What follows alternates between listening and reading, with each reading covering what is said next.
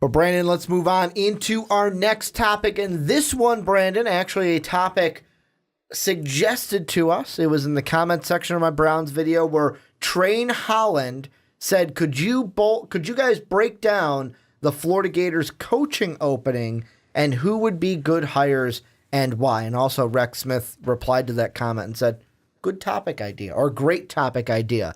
So we take your suggestions. That's what we're going to talk about now, Brandon. I feel like we just talked about an SEC coaching job, which I heard on ESPN radio today. Butch Jones is all but gone at Tennessee, but they're going to wait a couple weeks before officially giving him the boot. But it's all set in stone that he is going to be fired at the end of this season. However, we're looking at Florida. Jim McElwain let go I forgot to use my air quotes, mutually parted ways from Florida. I want to ask you, we'll get right to it. If you are Florida AD, if you are Florida Athletics, who are you looking for to be the next head coach of your football team? Well, first, if I'm the athletic director at Florida, I'm still shaking my head on how all this happened. Mm-hmm. I'm just shaking my head. I'm just sitting back and going, holy crap, what in the hell just happened over these last couple of weeks? Because really, Ricky, this is ridiculous. It's crazy how all this stuff happened. First, it was Florida just, quite honestly, underperforming, not being good, suspensions left and right on, important players to their team offensively. Offensively, Felipe Franks not getting it done. Malik Zaire not getting it done. Just Florida not getting it done. But then, October 23rd, McElwain starts out the week of the Georgia-Florida game talking about how the team has received death threats. Mm-hmm. And how he implies that his family's received death threats, and there's a lot of hate in this world, and anger, and people, have freedom to show it, and blah, blah, blah. So then, Florida looks into this deal, and then they're coming to find out that when they're talking to McElwain, he said that he will share details on threats when it becomes unmanageable. Dude, you just put it out there that it was basically unmanageable. As soon as there's a threat at all, administrators, presidents, anybody, they look at that and they go, okay, maybe law enforcement should be getting involved here because death threats are a serious thing. It's not like, it's okay.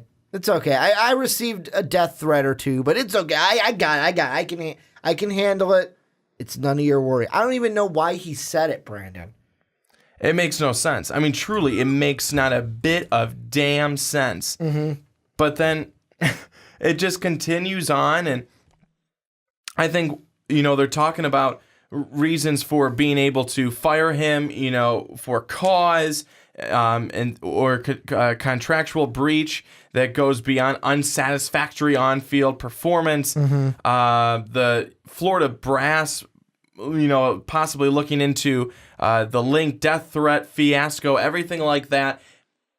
All these things coming down on Jim McElwain, and it was the end.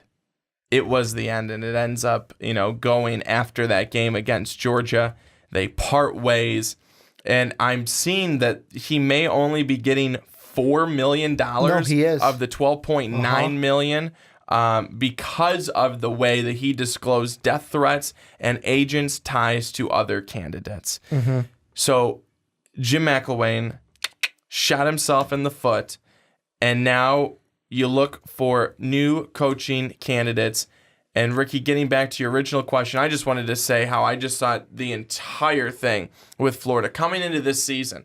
I still remember doing our preview predictions, and looking at this team. And this team is a team that has won their side of the SEC a number of times. They're usually the favorite. They should usually be the favorite. Mm-hmm. They stink. They've got a defense that gets the job done, but an offense that you and I could play for. So I think that you go back now, you go back to the drawing board and you think, okay, what can we do here? And where do we go from here? And I would say when you're looking at potential head coaching fill for this position, I don't want to give you the names that I've given you for the other ones, the Chip Kellys, the Les Miles. I don't want to do that. I don't see that for this job. I don't want to do that. I don't see it. So how about one here? Okay. And I'm not saying that he leaves where he is right now, but what about Dan Mullen? Okay. What about Dan Mullen over at Mississippi State? He's been able to do a whole lot with not so much over there at Mississippi State. He's been able to put them on the map. He's had good things going on. They've had some bad losses, but they've also had some nice wins. And he served actually as Florida's offensive coordinator from 05 to 08. He knows the kind of how the system has been run. He knows the University of Florida. That could be a potential landing spot, especially keeping a guy within the SEC culture. That's a name that whenever I looked at any article, it was the first name that came up. Here's the thing that I look at, though. Would Dan Mullen want to leave? And I know there's some people out there that are saying, well, duh, Ricky, he'd want to leave. Did you not hear what Brandon just said? He was the offensive coordinator for Florida back from 05 to 08 and won 2 national championships with that Gator squad. Why wouldn't he want to come back and be in Gainesville? Well, because he's not really, well, in my mind, not really on the hot seat with Mississippi State. Like 6-2 right now this season. His 6-7, 9-4, 10-3. Really, that 6-7 is looking to be a fluke season because, like I said, he's 6-2 right now. I just don't know with Mullen if Florida has enough to lure him away. Because if I'm Mullen, yeah, it's great. I used to coach for you and all, but it all comes down to where am I going to have the most success? Right here, where I'm comfortable. I know the AD I'm working for. I know the guys on this team. I'm recruiting guys to come into this squad. And right now, my squad is 6-2. And then kind of looking at where Florida is, and I do that pause because you're not that good right now. There's a lot of question mark, a lot of uncertainty. I would have to go to this program, redo everything, get my culture in there, my guys in there. With Mullen, I just think it's a thanks but no thanks. I'll stay here where I'm comfortable. I have my things set up, and I'm not really in low job security at Mississippi State. Well, let me tell you, it may not necessarily be about his low job security and not low job security, which he certainly has job security over at Mississippi State. But here's one of the things. You said that he would be going into a Florida spot that's not really good right now. Well, the defense is pretty good right now. They're very good right now. They would have kept their team in games if their offense was, worth a damn right now, which they're not. He would be able to, I think, go into Florida and be able to bring some life, shoot Florida in the arm with some life for this offensive side of the football. And again, it's almost refreshing that you have a guy who has had a history of being able to do more with less at a school at Mississippi State. And if you're able to do something like that at Florida, but also even have more tools, more opportunities, more scholarships, that's something that, wow, you're like, whoa, I'm in heaven now. And then you could even see what he might even be able to bring to the table even more so if he's actually getting some really, really solid pieces and they're giving him as just throwing resources at him left and right. I mean, I'm not saying that's, I'm not saying they're Alabama here, but Florida is a type of school where that's just something that you're going to see happen or should see happen. Yeah, and I mean, the whole thing, like I said, with there is exactly, with that situation, it all comes down to Mullen and how he's feeling. Is it enough to lure him away to say, hey, I'm going to go to a team that I used to coach? A guy that and I've heard that this is actually right now their main guy that they are looking at, and I want to ask you what you think about this, is Scott Frost. Right now he is the head coach of the Central Florida Knights. 7-0 on the season this year. So far in, 20 games with Central Florida? He is 13-7. This is his second year as head coach. However, the thing that's tricky about Frost is he's from Nebraska, played quarterback at Nebraska.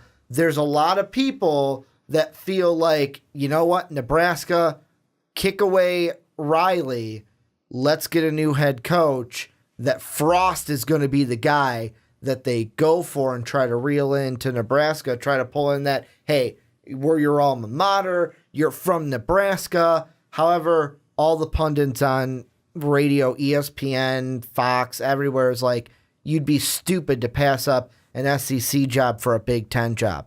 If an SEC job came a-knocking and you're basically picking between that and the Big Ten, they're saying go with the SEC, go with where college football is right now.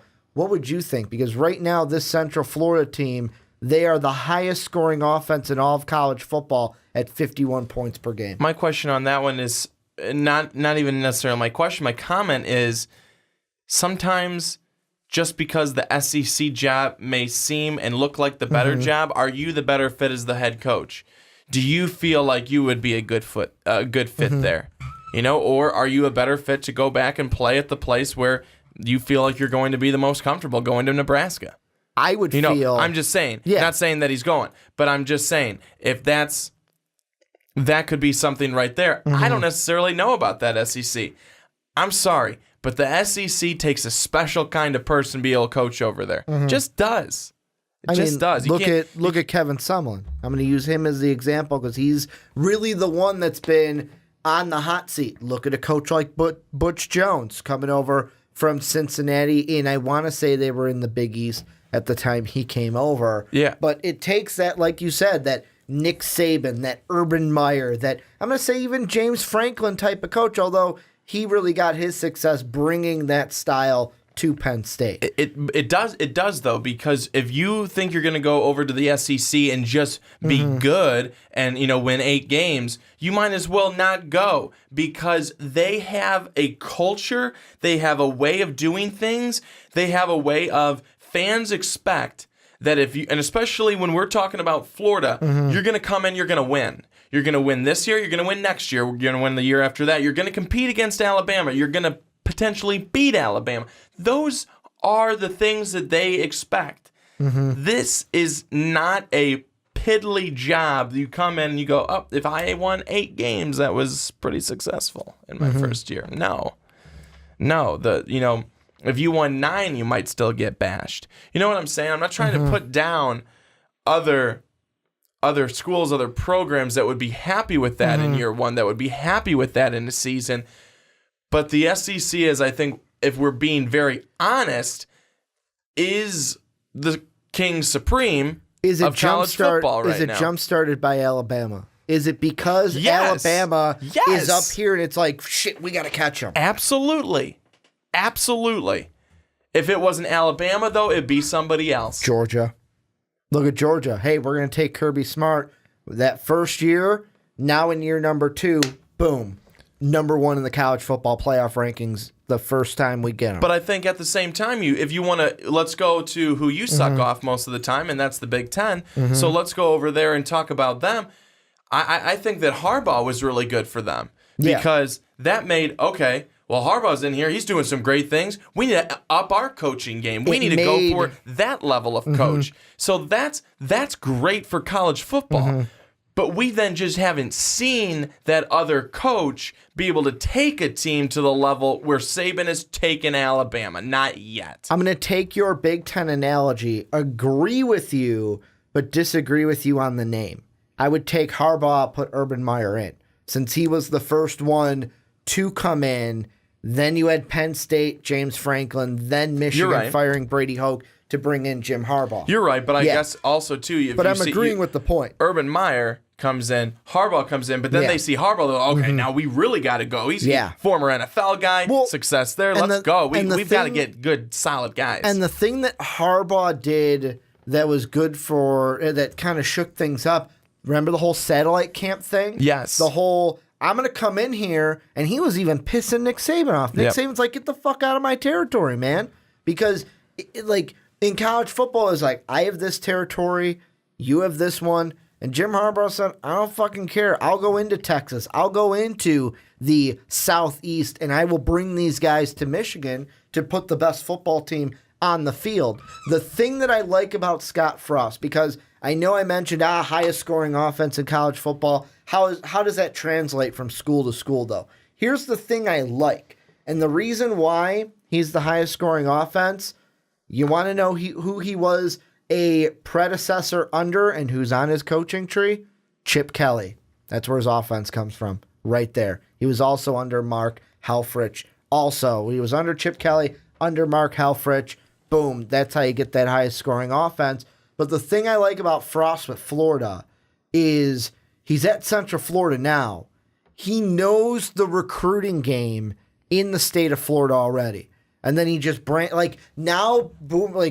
up from Central Florida to Florida, it's exactly what you were talking about with Mullins. Hey, we're going to give you more resources so that you can spread out more into that Southeast and bring these guys to Florida. The question that I have, though, is can a guy from a non-Power 5, kind of like what you were saying, can a guy from a non-Power 5 come into Florida and be successful? Or would they need a guy who's either coached at a Power 5 before, Chip Kelly, Les Miles, or is already a Power 5 head coach, a la Kevin Sumlin, a la Butch Jones, a la Dan Mullen? I'm just throwing out guys that could be on the market this year in the coaching carousel. Would they need someone like that? Or would it be, hey, we're going to bring this guy from a non-Power 5 school, and he's going to be able to get the job done? Do they need someone like that? No. But in their mind, do they feel like they need to have someone like that? Yes. Mm-hmm. Yes. That's about as simple as it is. Because they truly wouldn't need someone like that. They could get someone good who just came in and got the job done without any external stuff, without any problems like that you create for yourself, as McElwain did for him just a week ago.